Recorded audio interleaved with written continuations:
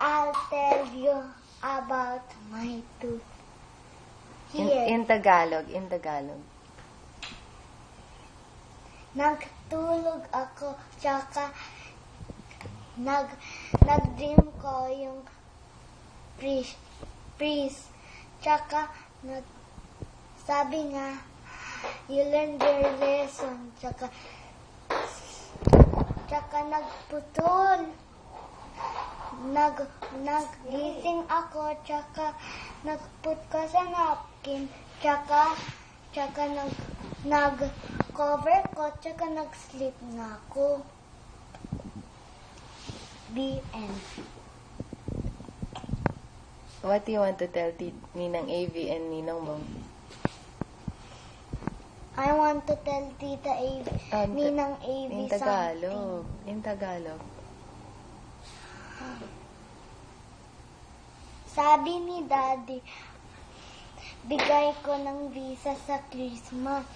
Tsaka gusto ko doon. Tsaka nagpunta ako sa hotel. Tsaka nag-swim ako. Malaking swimming pool. Tsaka nag-try ko lang. Tsaka nag-stand ko. Tsaka friends ko doon. Tsaka the end. How about Irad? I don't know how to speak Tagalog.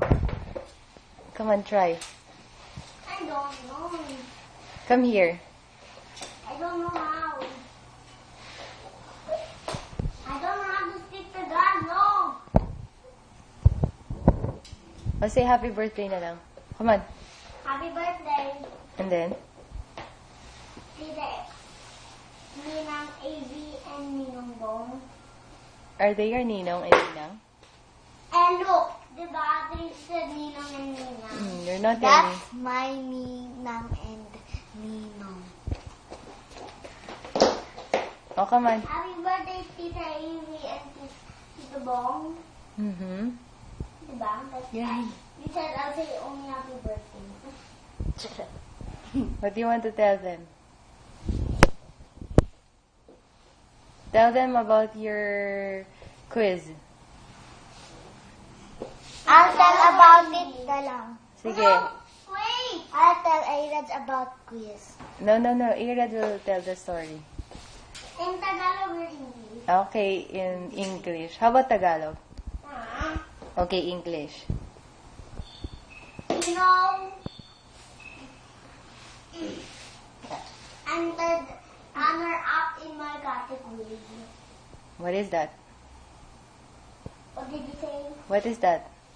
Which one? The catequiz. What? Irad, what's the 12 apostles? Who? Who? John, Philip, Peter, Thomas, James the Greater, James the Lesser, Bartholomew, Andrew, Simon,